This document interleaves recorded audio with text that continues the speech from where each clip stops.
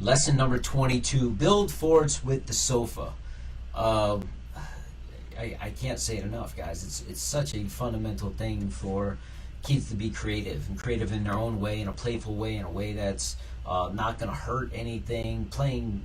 Building forts with a sofa. I know as a child, I used to pull everything off. I had free reign to the linen closet, and I used to get sheets. I remember being so creative to getting a box fan and putting the box fan at the end of it and blowing the sheet up and just having a lot more space in there, and it was cool because it could get hot in a fort such as that one. Uh, so allow your kids to be creative. I mean, it messes up the living room for a very short period of time, but it allows them to have a sense of pride of something they built. And then you could get in there and look.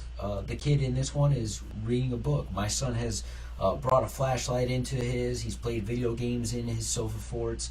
Um, as recently as last month, he built a sofa fort where it was a storefront, and he was selling all of his toys out of it. And he was like, "Hey, what toy do you want to do?" And it turned into a business entrepreneurial lesson of what his storefront should look like and how it should be laid out. And again, a big sense of pride in being able to create something, enjoy it, utilize it, and it's their own. And it's not something that needs to be store bought. It's just a couple cushions, a couple blankets, and their creativity. Allow them to be creative. I know one of the challenges um, that happens, at least in my household, and I imagine in others, is my wife wanting to have a tidy living room.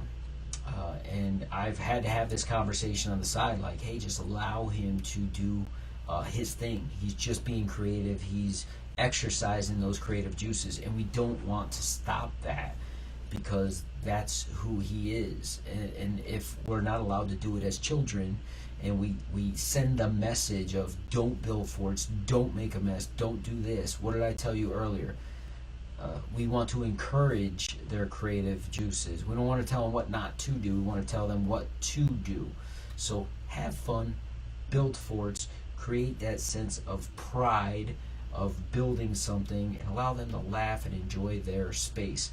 In our house, the fort building began, and it led into a camping night because we used to build forts, and it turned into camping nights in the living room. Camping nights eventually turned into a movie night, and we'll talk about traditions in a later chapter. But it created a family tradition that still lasts to this day and has been going on for years, simply because we started building sofa forts. So build your sofa forts, have fun, be creative,